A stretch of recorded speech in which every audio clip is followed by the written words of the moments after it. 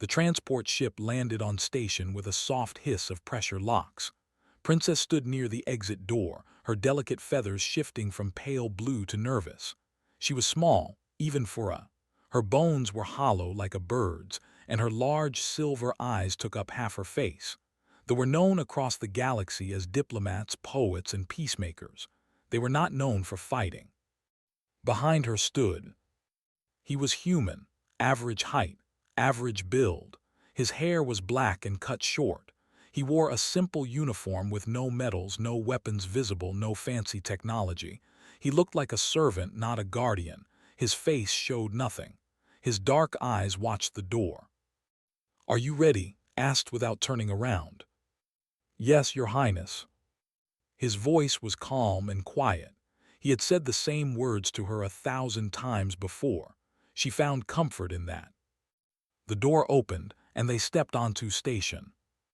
The station was massive. It floated in neutral space, belonging to no empire, no species. The Galactic Trade Summit happened here every 5 years. 12 species sent their representatives to negotiate trade routes, settle disputes, and pretend to be friends. The halls were made of white stone and crystal. Light came from everywhere and nowhere. Hundreds of aliens walked past, each stranger than the last. Walked forward with grace. Her feathers shifted to confident gold. She had trained for this moment her entire life. The empire needed new trade agreements. Her father, the emperor, was dying. Her enemies smelled weakness. This summit could save her people or destroy them. Walked 3 steps behind her. His eyes moved constantly. He counted exits. He measured distances. He watched hands, not faces. Faces could lie. Hands told the truth. They entered the grand hall where the delegates had gathered. The room was enormous. A round table sat in the center, with 12 seats for the 12 species. Observers and servants filled the edges of the room. The noise was incredible. Clicks, growls, whistles, and words in 100 languages mixed together. When entered, the room grew quiet. Then the whispers began. "The princess, she is young. Too young, the emperor must be desperate. Look at her guardian, is that a human?" Took her seat at the table. Stood behind her chair, hands clasped in front of him. He said nothing. He looked at nothing in particular. To anyone watching, he seemed almost bored. The ambassador arrived next. His name was. He was a reptilian creature, 3 meters tall, covered in green scales and natural armor. His people were warriors. They respected only strength. He looked at and smiled, showing rows of sharp teeth. Then he looked at, and his smile became a laugh. "What is this?" His voice was deep and rough like stones grinding together. "To bring a human as their guardian." Laughter spread across the room. Other delegates joined in. They clicked their mandibles in amusement. The tall, thin Moravians shook their heads. Even some of the servants smiled. Walked closer too. He stood directly in front of the human, looking down at him like a mountain looking at a pebble. "Human," said, "I have studied your species. You are fascinating creatures. You have no claws." He held up his own hand, showing black claws as long as knives. "You have no armor." He tapped his chest where his scales could stop a blade. "You cannot see in darkness. You must sleep for hours every cycle. You die from falls. You die from heat. You die from cold. You die from tiny invisible creatures you cannot even see." More laughter from the room.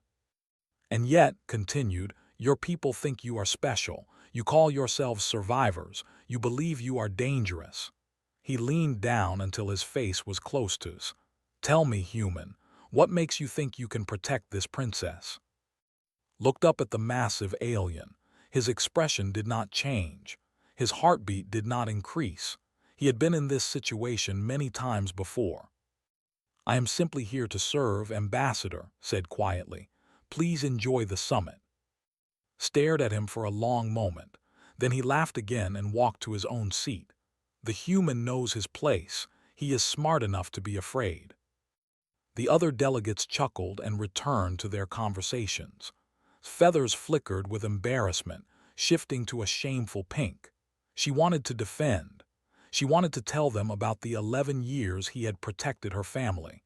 She wanted to describe the things she had seen him do, but had taught her better. Never reveal your strength. Let enemies underestimate you. Pride is expensive. So she said nothing. The first day of the summit began. Delegates argued about trade routes and tariffs. They complained about pirates and smugglers. They made demands and threats wrapped in polite words. Spoke when necessary, her voice calm and musical. She was good at diplomacy. Her people had invented it. Throughout the day stood behind her. He did not move. He did not speak. He barely seemed to breathe. Other guardians filled the room. They had brought 4 warriors in full battle armor. They had a squad of soldiers with plasma rifles. The Moravians had combat robots hovering near their delegate. Everyone had impressive protection. Everyone except. During a break in negotiations, a young warrior approached. He was smaller than but still twice his size. "Human," the warrior said, "I am bored, let us spar. I promise not to hurt you too badly." Looked at him with empty eyes. "I respectfully decline." The warrior's face twisted with disappointment. "You refuse. You are a coward." "Perhaps," said. The warrior laughed and walked away, telling everyone what had happened. By the end of the day, the entire station knew that the human guardian was a coward who refused to fight. That night sat in her private quarters, stood by the door, scanning the room with a small device. "They mock you," said sadly, "and I cannot defend you." "You should not defend me, Your Highness. Their mockery is useful." "Useful how?" Finished his scan and put the device away. "When people think you are weak, they stop watching you carefully. They make mistakes. They reveal themselves." Tilted her head, her feathers shifted to curious purple. "What have they revealed?" Walked to the window and looked out at the stars. His reflection in the glass showed no emotion. The new serving staff that arrived today. 17 of them move like hunters, not servants. The delegate receives coded messages every hour. They brought twice as many warriors as they declared. An ambassador has looked at you exactly 47 times today. Each time his pupils dilate slightly. In biology, that indicates anticipation. Felt her hollow bones go cold. Anticipation of what? Turned to face her. For the first time that day, something flickered in his dark eyes. It might have been anger, it might have been hunger. It disappeared too quickly to tell. "They are planning something, Your Highness. I do not yet know what, but I will find out." He returned to his position by the door, hands clasped, face empty. Watched him for a long moment. She remembered when she was a child, when had first been assigned to protect her. She had asked her father why they had chosen a human instead of a warrior or a soldier. Her father had smiled and said, "Because, my daughter, humans are the universe's greatest predators. They simply do not look like it." She had not understood then. She was beginning to understand now. Outside her window, the station turned slowly against the endless black of space. Inside stood perfectly still. Waiting. Watching. Counting. The second day of the summit began with insults. Walked 3 steps behind Princess as they entered the grand hall. A servant carrying drinks bumped into him hard. The tray wobbled. Purple liquid splashed onto his uniform. "Oh, forgive me," the servant said, clicking his mandibles in what passed for a smile. "I did not see you there. You are so small." Laughter echoed from nearby delegates. Looked at the stain on his uniform, then at the servant. He said nothing. He simply stepped around and continued walking. The servant's smile faded. He had expected anger. He had expected a reaction. The human gave him nothing. Throughout the morning, more tests came. A Moravian delegate accidentally stepped on his foot. A warrior shouldered past him roughly. Someone spilled hot soup near him to test his reflexes. Avoided the soup with a simple sidestep, but he did nothing else. He did not complain. He did not fight. He simply continued to stand behind his chair like a statue. "Your guardian is broken," said to during a negotiation break. "Perhaps you should get a new one. I have several warriors who would be happy to serve you, for a price, of course." Feathers stayed calm gold, though inside she felt angry. "Has served my family for 11 years. He is more than adequate." Adequate tasted the word like spoiled meat. What a tragic word. "Do you know what my guardian did before serving me? He killed 37 enemies in single combat. He once fought a sand dragon with nothing but a broken spear. He is a legend." Glanced at with obvious pity. "What has your human done?" Opened her mouth to respond, but's voice came first. "Nothing worth mentioning, Ambassador."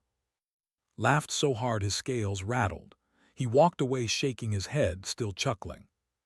Turned to look at. His face was empty as always, but she knew him well enough to see the small things. The slight tightness around his eyes. The way his weight had shifted forward onto his toes. Signs so small that no one else would notice. He was not relaxed, he was ready. That afternoon, asked permission to walk the station. Granted it, staying in the negotiation hall with the other guardians nearby. She was safe enough in public, surrounded by delegates who would not risk open attack. Walked the corridors of station slowly, like a tourist admiring the architecture. He stopped at windows to look at the stars. He paused at shops to examine goods. To anyone watching, he was a bored servant killing time. But his eyes saw everything. He found the 17 suspicious servants working in different areas of the station. He watched them from a distance. They were good. Their movements were natural, their covers were solid, but they made small mistakes. They checked corners before entering rooms. They positioned themselves near exits. They watched the crowd too carefully. Professional habits, killer habits. Followed one of them, a thin creature with skin and 4 arms. The creature entered a storage area in the lower levels of the station, waited 3 minutes, then followed. The storage area was dark and cold. Rows of metal containers stretched into the shadows. Moved silently between them, his soft boots making no sound on the metal floor. He found the creature meeting with 2 others. They spoke in whispers, but had trained his hearing for 30 years. He caught pieces of their conversation. Final session, all 17 in position. The princess must not survive. The Shadow Guild never fails. Had heard enough. He slipped back through the containers and returned to the upper levels. His face showed nothing, but his mind was working quickly. The Shadow Guild. He knew that name. They were the galaxy's most expensive assassins. They had never failed a contract in 200 years. Whoever wanted dead had spent a fortune to ensure it. That evening stood in quarters while she prepared for dinner. She sat at a mirror, adjusting her ceremonial feathers. "You were gone for 3 hours, she said to his reflection. "What did you learn?" "The Shadow Guild has been hired to kill you. 17 assassins are in position. They will strike at the final session tomorrow." His hand stopped moving. Her feathers shifted to pale, frightened white. For a moment she looked very young and very afraid. "The Shadow Guild," she whispered. "They are the best." "Yes. No one survives them. That is their reputation." Turned to face him. Her large silver eyes were wet with fear. "What do? We should leave. We should run. My father has ships waiting nearby. We could escape before they. If we run, they will follow. The Shadow Guild does not give up contracts. They will try again and again until they succeed.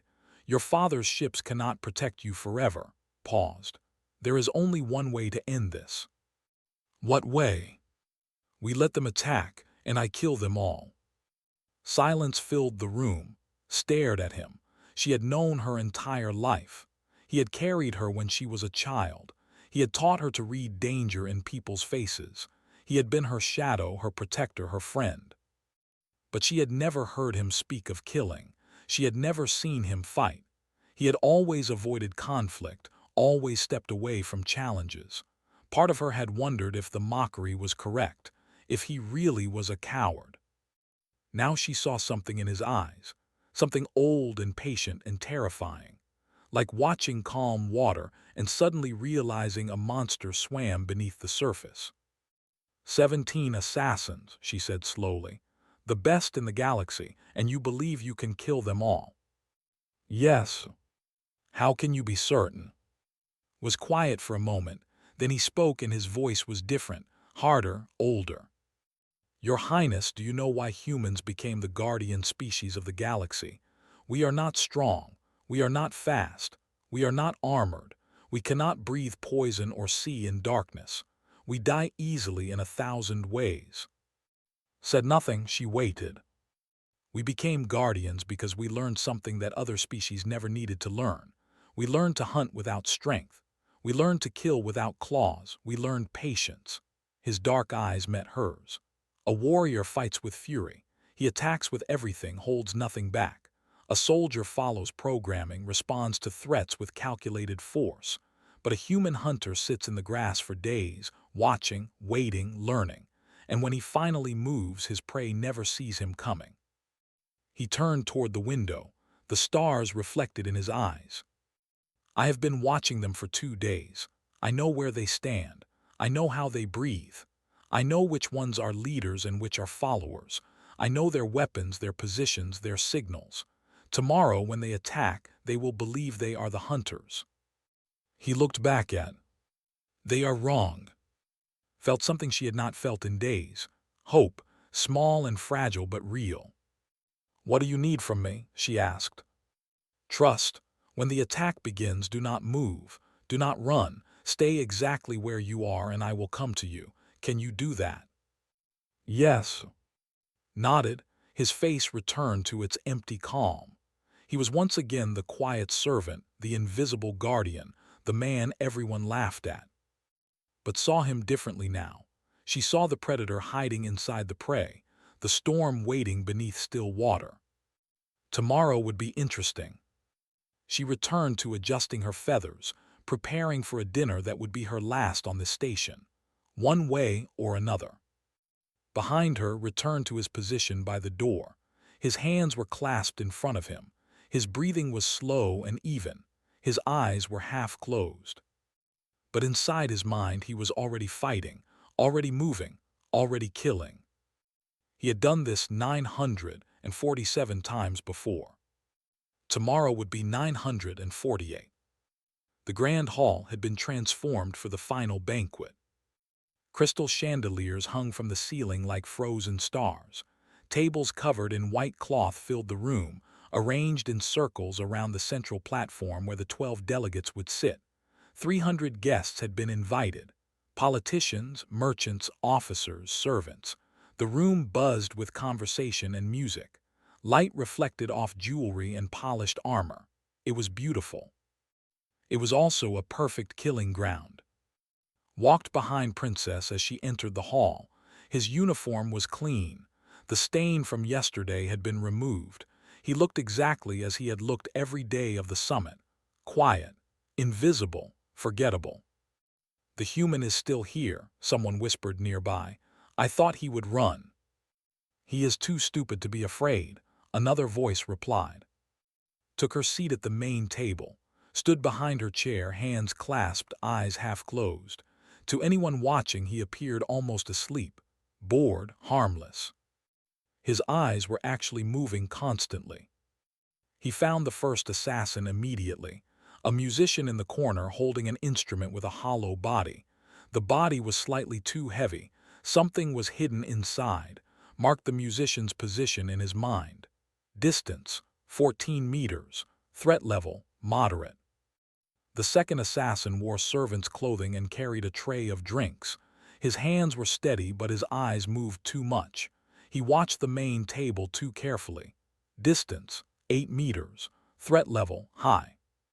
The third stood near the kitchen entrance, pretending to supervise the staff. Her skin and 4 arms identified her as the creature had followed yesterday. Distance, 22 meters. Threat level, extreme. Probably the squad leader. Continued scanning. 4 more assassins disguised as guests, 3 in servant positions. 2 pretending to be security officers. The remaining 4 were hidden somewhere in the room, probably in elevated positions. He would find them soon. 17 killers, 17 threats, 17 problems to solve. The banquet began. Food arrived in waves. Exotic dishes from 12 worlds prepared by master chefs presented on golden plates. Wine and stranger drinks flowed freely. The delegates ate and laughed and pretended to be friends. Ambassador sat 3 seats away from. He had drunk heavily and was in good spirits. His voice boomed across the table as he told stories of victories. And then, said, waving a massive clawed hand, I grabbed the enemy commander by his throat and lifted him above my head. He begged for mercy, but there is no mercy in hearts. Polite applause from the delegates. Genuine cheers from the warriors standing nearby. Turned to look at and smiled his sharp-toothed smile. Princess, you are quiet tonight. Are you not enjoying the festivities? I am enjoying them very much, Ambassador, replied calmly. Her feathers stayed controlled gold. I am simply thinking about tomorrow. The summit concludes and we all return to our empires. Ah yes, tomorrow. Eyes flickered to something behind for just a moment, then back. I hope your journey home is uneventful. Felt cold but showed nothing. She understood now. Knew. Perhaps he had arranged it. Perhaps he had simply been informed. Either way, he expected her to die tonight. She did not look at, she did not need to. She trusted him completely. The meal continued. Desserts arrived, speeches were made, toasts were raised. Stood up lifting a golden cup filled with dark wine. A toast, he announced loudly, to the summit, to peace between our great empires. Everyone raised their cups, even. And continued, his eyes finding, a special toast to the guardians who protect us, especially the mighty human guardian who has impressed us all with his patience. Laughter rippled through the room, did not react. His eyes stayed half closed, his hands stayed clasped. But inside he was counting. 3 seconds. The lights flickered. Darkness filled the room for half a heartbeat. Screams began but died quickly as the light returned. Everyone looked around nervously. Nervous laughter followed. A power fluctuation, someone said. Nothing to worry about. Was exactly where he had been, hands clasped, eyes half closed. But the musician in the corner was slumped over his instrument. His eyes were open and empty. A thin red line crossed his throat, so precise that the blood had not yet begun to flow. No one had noticed. The body was hidden behind a curtain of shadow. 2 seconds later, the lights flickered again. When they stabilized, the servant with the drink tray sat in a chair near the kitchen. He looked like he was resting. He was not resting. He would never rest again. His neck was bent at an angle that living necks could not achieve. Stood behind his chair. He had not appeared to move. But his uniform had a small crease it had not had before, and his breathing was slightly deeper. Only someone who knew him perfectly would notice. Noticed, her feathers flickered briefly to surprised violet, then back to calm gold. 2 down, 15 remaining. The banquet continued. More toasts, more laughter, more food that no one was really eating anymore. The mood had shifted. People felt something wrong but could not identify it. The room felt smaller somehow. Kept counting. The lights flickered 3 more times over the next 10 minutes. Each time the darkness lasted less than a second. Each time the light returned to find everything normal. Guests complained about the power system.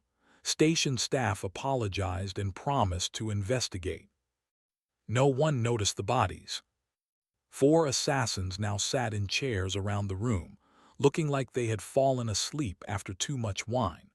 3 more had vanished entirely, their bodies hidden in shadows and corners that guests did not look at closely. 8 down, 9 remaining.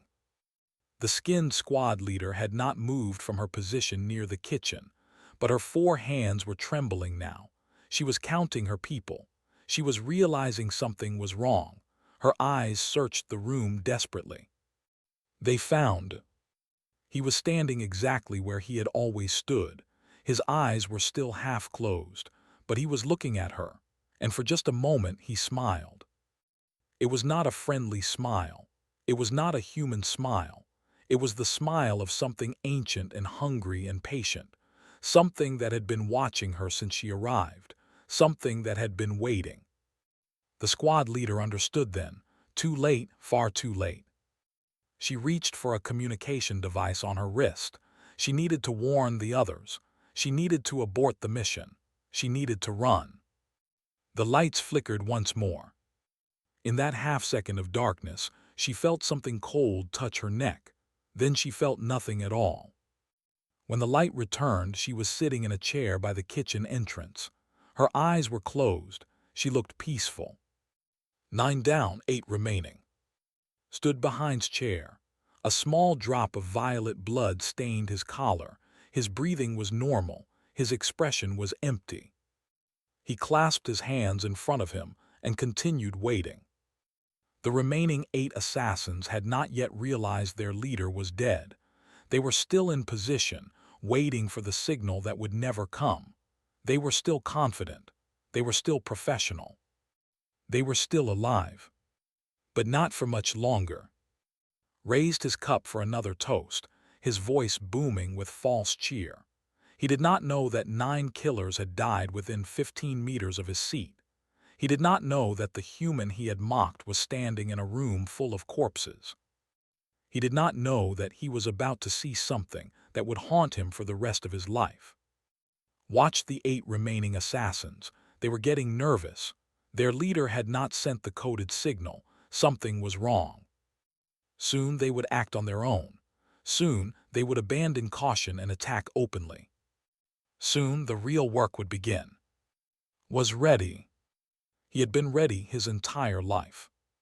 The signal came at exactly midnight. It was a high-pitched whistle, a frequency that most species could not hear. The assassins heard it. Their backup plan. Their emergency protocol. If the leader failed to give the attack signal, any survivor could trigger it. The sound meant one thing: kill the target now. 8 assassins moved at once. A soldier dropped from the ceiling, where he had been hiding among the chandeliers. His body was covered in poison-tipped spines. He fell toward like a living spear. 2 guests threw off their disguises and drew needle guns. The weapons were small but deadly, firing projectiles laced with nerve toxin. A servant near the main table pulled a blade from beneath his uniform. It was curved and black and designed to cut through bone. 4 more assassins emerged from hidden positions around the room. They moved fast, professional, converging on the princess from different angles. The delegates screamed. Guests dove under tables. Guards reached for weapons they would never fire in time. 8 killers, 8 angles of attack, 8 death sentences. Stepped forward. What happened next lasted exactly 17 seconds. Security footage from the station would later be studied by military academies across the galaxy. Experts would slow it down frame by frame, trying to understand what they were seeing. Most would fail. Some things are not meant to be understood. Some things can only be witnessed. The assassin reached first. His poisoned spines extended, ready to impale her fragile body. His left hand shot up and caught the falling creature by its throat.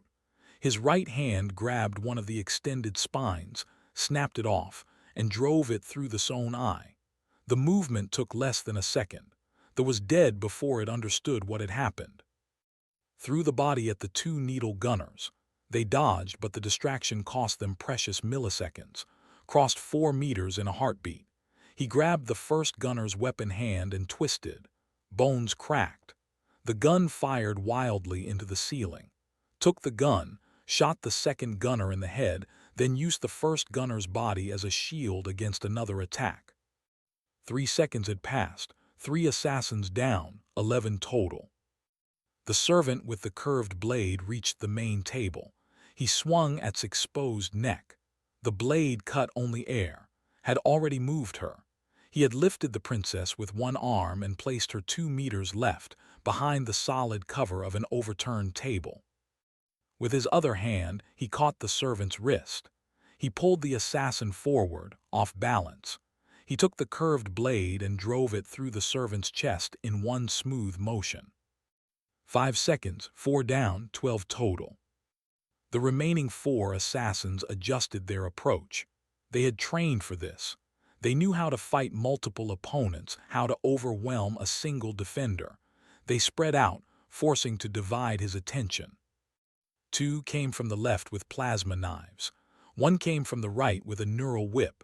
The 4th hung back, preparing a longer-range shot with a concealed pistol. Grabbed a dinner fork from the nearest table.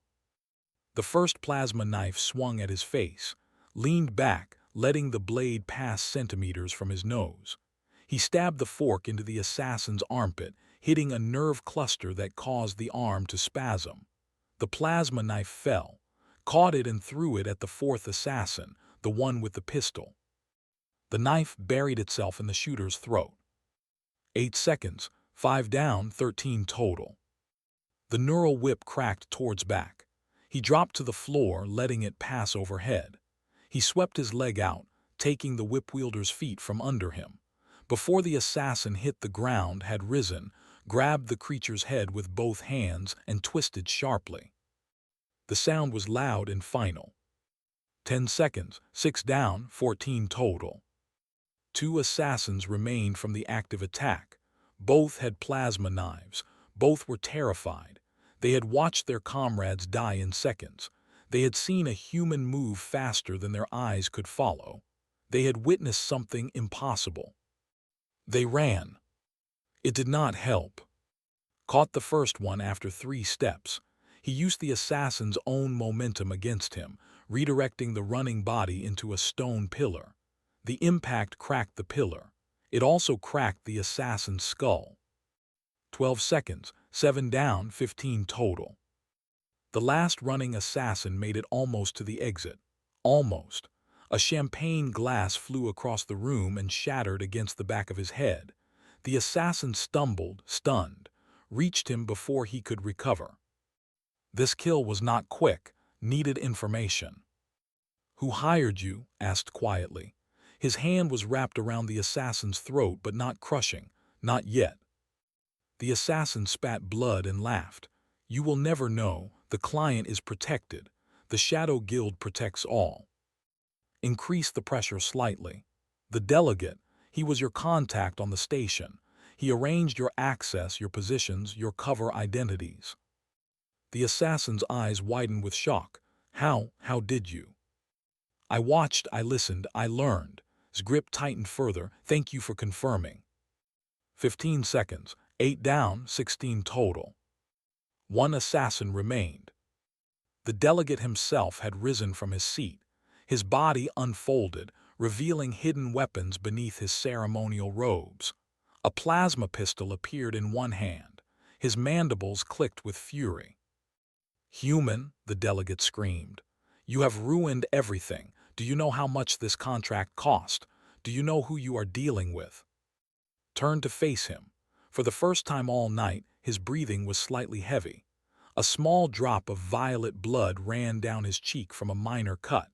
His uniform was torn in 2 places. But his eyes were calm, patient, hungry. "I am dealing with a dead man," said simply. "You just do not know it yet." The raised his plasma pistol. His finger moved toward the trigger. Crossed 12 meters before the finger completed its journey. He redirected the pistol with his left hand, pointing it at the delegate's own chest. With his right hand, he pressed the delegate's finger down on the trigger. The plasma bolt burned through this body, leaving a smoking hole where vital organs had been. 17 seconds, 17 assassins, 0 survivors. Silence filled the grand hall. 300 beings stared at the human standing in the center of the room. 17 bodies lay around him, some still smoking, some twisted into unnatural shapes. Blood of 4 different colors stained the white floor. Straightened his torn uniform. He wiped the violet blood from his cheek with the back of his hand.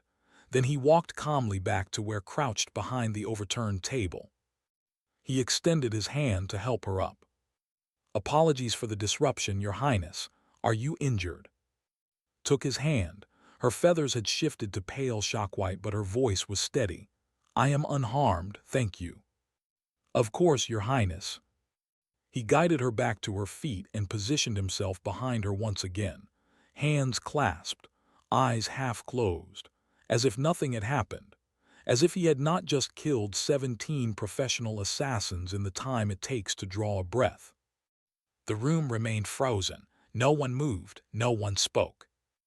Ambassador stood at his place at the table, his golden cup still raised from the toast he had been making. His hand was shaking.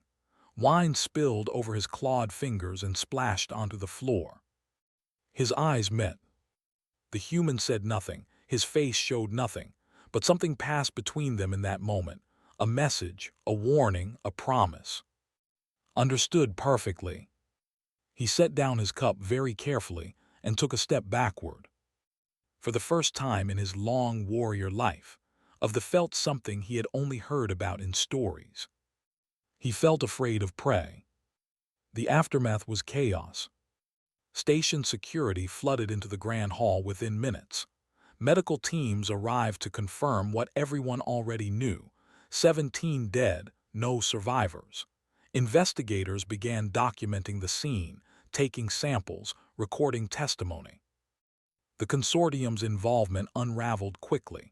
Communications were traced, financial records were seized. Within hours, the entire assassination plot was exposed. The consortium had wanted to destabilize the empire by killing its princess. They had hired the Shadow Guild, the best assassins in the galaxy. They had spent a fortune to ensure success. They had failed completely. But none of that mattered to the beings still standing in the Grand Hall. They were not thinking about politics or investigations or consequences. They were thinking about what they had witnessed. A human had killed 17 professional killers in 17 seconds. A human with no claws, no armor, no cybernetic enhancements, no advanced weapons. A human using dinner forks and champagne glasses in his bare hands. A human they had mocked for 3 days. The delegates stood in clusters, speaking in hushed voices. Their guardians stayed close, suddenly aware of how fragile protection could be. The mighty warriors in their battle armor looked uncomfortable. The soldiers with their plasma rifles seemed less confident than before. Everyone kept glancing at. He stood behind Princess' chair, exactly as he had stood for the entire summit. His uniform was still torn. A few drops of blood still stained his collar, but his face was empty and calm, his eyes half closed, his hands clasped. He looked exactly like what they had called him, a simple servant. Ambassador approached slowly. His massive form seemed smaller somehow, diminished. His scales had paled from proud green to something closer to. His clawed hands were empty and visible. He stopped 3 meters from, not too close, a respectful distance. "Human," said. His voice was quiet, almost gentle, nothing like the booming mockery of the previous days. "I must ask, how?" Looked at the ambassador. For a long moment he said nothing. Then he spoke, and his voice was calm and clear. "You see humans as weak because we have no natural weapons, no claws." He held up his hands, showing 10 ordinary fingers. "No venom, no armor, we cannot see in darkness, we cannot breathe poison, we must sleep for hours every cycle, we age, we break, we die." Nodded slowly. These were the facts he had listed when mocking. They were still true. "You see these as weaknesses," continued, "but you forget something important. You forget where we come from." He looked around the room at the assembled aliens. Beings evolved on gentle worlds with stable climates. Beings who had faced predictable predators and understood dangers. Beings who had conquered their environments long ago. "Earth is a death world," said simply. "Everything there wants to kill us. The water has creatures with teeth longer than my arm. The land has animals that can crush our bones with a single bite. The air carries diseases invisible to the eye. The ground shakes and opens. The sky throws fire. Even the plants want us dead. He paused to let them imagine it. A world of constant danger. A world where survival was never guaranteed. We survived anyway. We learned. We watched. We studied every threat until we understood it. We developed patience that other species never needed. A warrior attacks with fury because fury wins battles. A soldier follows programming because programming is efficient. But humans had to be different. We had to wait, watch, plan. His dark eyes swept across the room. Do you know how human hunters caught prey millions of years ago? We could not outrun them. We could not overpower them. So we followed them for hours, for days. We walked while they ran. We tracked while they hid. We never stopped, never rested, never gave up. Eventually, every creature becomes tired. Every creature makes a mistake. And when that moment came, we were there. He looked back at. You laughed at me for 3 days, mocked me, tested me, spilled drinks on me, challenged me to fights I refused, and for 3 days I let you. I said nothing. I did nothing. Because my mission was not to impress you. My mission was not to earn your respect. He nodded toward. My mission was to protect her. And the best way to protect her was to let you underestimate me. To let the assassins think I was harmless. To watch them prepare while they ignored me completely. Understanding dawned on his face. Horror followed quickly. You knew, the said slowly. From the beginning, you knew about the assassins. From the second day, they were careful but not careful enough. I counted them. I learned their positions. I mapped their attack patterns. I waited for the right moment. And you said nothing. You could have warned station security. You could have stopped them before the attack. Shook his head. If I had warned security, the assassins would have escaped. They would have tried again later when I was less prepared. It is better to let your enemy attack when you are ready than to chase them when you are not. Stared at him for a long moment. Then he laughed. It was not a mocking laugh. It was something else entirely. Respect perhaps, fear certainly. Human said, I have fought many enemies in my life. Warriors who could crush stone with their bare hands. Beasts that could tear through armor like paper. Soldiers with weapons that could burn worlds. I have never feared any of them. He stepped closer close enough to touch, close enough to kill. I fear you. Met his gaze calmly. You should not fear humans, Ambassador. We are not your enemies. We simply ask that you remember one thing. What is that? We are very good at waiting, and when we stop waiting, he glanced at the 17 bodies still being removed from the hall. Well, you have seen what happens. Nodded slowly. He understood. He would not forget. Princess rose from her seat. Her feathers had returned to strong, confident gold. She looked at the assembled delegates with clear eyes.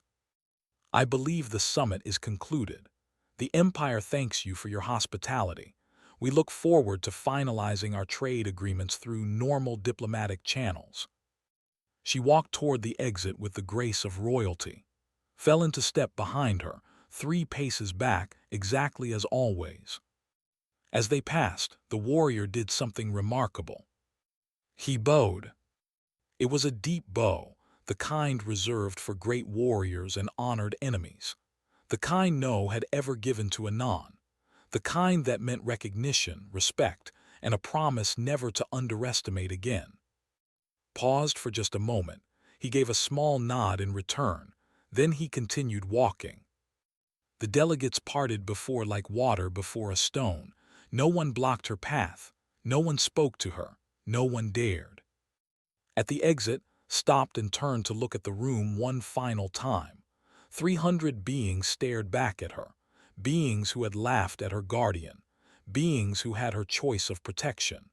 Beings who now understood exactly what kind of creature stood behind her. One more thing, said, her voice carrying across the silent hall. My father once told me why he chose a human guardian instead of a warrior or a soldier. He said that humans are the universe's greatest predators. They simply do not look like it. She smiled, showing small, delicate teeth. I believe he was right. She turned and walked through the exit, followed her, silent and invisible once more. The transport ship left station an hour later, sat in her private quarters looking out at the stars, stood by the door, hands clasped, eyes watching nothing in particular. They will never mock you again, said softly. No, Your Highness. Was it worth it, letting them laugh for 3 days? Considered the question. 17 assassins are dead, you are alive, the consortium is exposed. The Shadow Guild's record of perfect success is broken. Yes, Your Highness, it was worth it. Nodded slowly, she turned back to the stars. Thank you for everything. It is my honor to serve, Your Highness. Silence filled the room. The ship flew through the endless dark, carrying them home to the Empire. Behind them, station grew smaller and smaller until it vanished among the stars. In the grand hall, workers cleaned violet blood from white stone floors. Delegates spoke in hushed voices about what they had witnessed. Stories were already spreading, growing, becoming legend. The story of the human guardian, the man who stood still while the galaxy laughed, the predator hiding in plain sight, the hunter who waited for 3 days and then killed 17 killers in 17 seconds. The story would reach every corner of the galaxy. Every species would hear it. Every warrior would remember it. And the next time someone saw a human standing quietly in the corner, they would think twice before laughing. They would remember what humans truly were. And they would be afraid.